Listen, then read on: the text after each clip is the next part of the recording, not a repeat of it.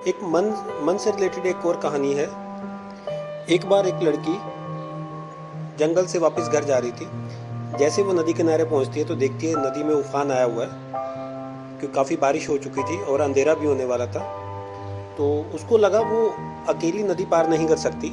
उसने आसपास में देखा तो वहाँ पे एक ब्रह्मचारी बैठा हुआ था, साधु बैठा हुआ था। उसने उससे रिक्वेस्ट की, आप मेरे को नदी पार करवा दीजिए, क्योंकि ये अंधेरा हो रहा है और मैं अकेली हूँ और ये जंगल है, मेरे को घर वापस जाना है। मैं अकेली नदी पार नहीं कर पाऊंगी, बहाव बहुत तेज है, उसके साथ बह जाऊंगी। तो ये सुनकर वो साधु बोला, तुम्हारी जरूरत कैसे हुई मेरे से बात करने की? मैं एक ब्रह्मचारी हूँ और ब्रह्मचारी किसी लड़की से बात भी नहीं करते हैं, इससे धर्म भ्रष्ट हो जाता है। और तुम चाहती हो मैं तुम्हारा हाथ पकड़कर तुम्हें नदी पार करवाऊं, तुम्हें पकड़कर नदी पार करवाऊं। पहले ही तुम मेरा धर्म भ्रष्ट कर चुकी हो मेरे से बात कर कर, मैं तुम्हारी सहायता नहीं कर सकता।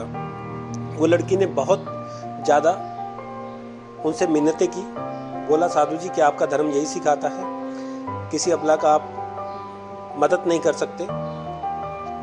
वो बहुत बोलती रही लेकिन साधु के ऊपर कुछ असर नहीं हुआ, वो ब्रह्मचारी के ऊपर कोई असर नहीं हुआ। वो थोड़ी देर बाद खुद नदी पार करके दूसरी साइड जाकर बैठ गया। ये लड़की इधर खड़ी देखती रह गई। उसको शायद कोई उम्मीद नहीं थी अभी वो कैसे जा पाएगी।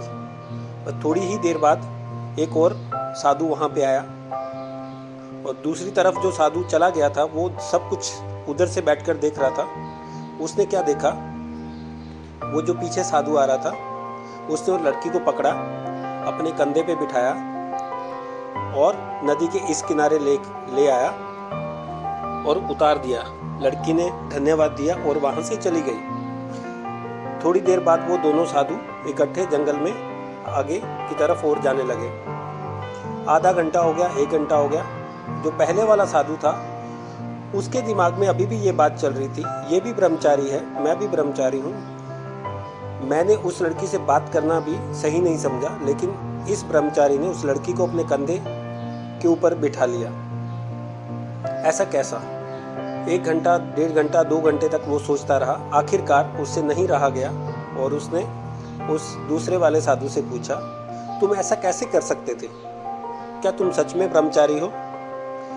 तुम उस लड़की से बात ही नहीं की, उस लड़की को पकड़ा ही नहीं, उसको अपने कंधे पे ही बिठा लिया। ऐसा कैसे लिखा है हमारे धर्म में? कैसे ब्रह्मचारी हो? तो इस बात का जो दूसरे वाला ब्रह्मचारी था उसने बहुत ही निम्रता के साथ आंसर दिया। बोला, वो लड़की मेरे कंधे पे तब बैठी थी जब मैं नदी में उतरा था और मेरे कंधे से तब उतर गई थी जब मैं नदी से बाहर आया था, लेकिन वो लड़की अभी भी तुम्हारे कंधे पर बैठी हुई है। ये सुनकर जो पहले वाला साधु था वो चुप हो गया।